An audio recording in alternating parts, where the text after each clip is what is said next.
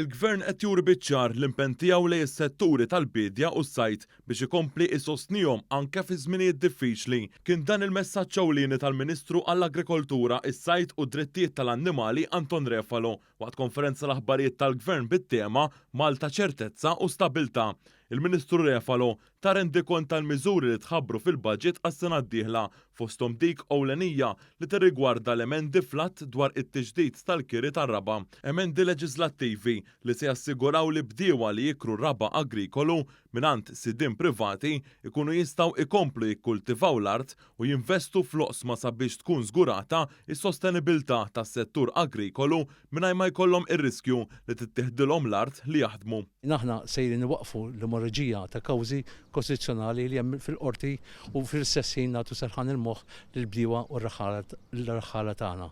Fil-sessin ukoll aħna minna white paper importanti wkoll fejn hemmhekk qegħdin nagħtu l-viżjoni tagħna x'iridu għal dan is-settur għas-snin li ġejjin biex ikun iktar sostenibbli.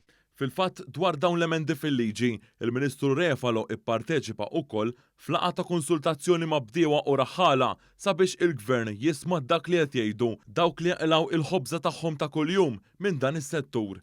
Din il-laqgħa saret qabel ma jiġu iffinalizzati l-emendi proposti mill-Gvern. Intant waqt l-elenku tiegħu tal-miżuri li tħabbru fil-budget għas-sena li ġejja, il-Ministru Refalo sostna li s-sigurtà tal-ikel hija priorità ewlenija ta' dan il-Gvern u għalhekk is-sena d-dieħla se jkun qed isir xogħol fuq diversi miżuri li se jkunu kruċjali biex issostnu lis-settur agrikolu favur il-produzzjoni tal-ikel sostenibbli. Din tinkludi il-politika nazzjonali għal katina ta' ikel aktar b'saħħitha blan li jintelbu l-isfidi u jinħolqu opportunitajiet fid-diversi oqsma li jmissu mal-produzzjoni tal-ikel.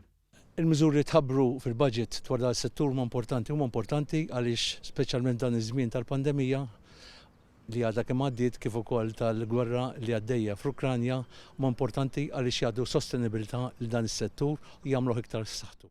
Il-Ministru Refalo semma wkoll kif fil-jiem li ġejjin se titħabbar skema sabiex jiġu inċentivati is-sidien tal-artijiet sabiex jitlu f'arranġament ma' bdiewa li jixtiequ jaħdmu l-art għal produzzjoni organika. Dwar is-setturi tal-akwakultura u s-sajd, il-Ministru Refalo rrimarka ħidma intensiva li se twassal biex is-sena d-dieħla kemm is-settur tas-sajd kif ukoll tal-bidja se jkomplu jibbenefikaw minn ottijiet u appoġġ finanzjarju sabiex jiżdied l-investiment u jitjieb l-operat.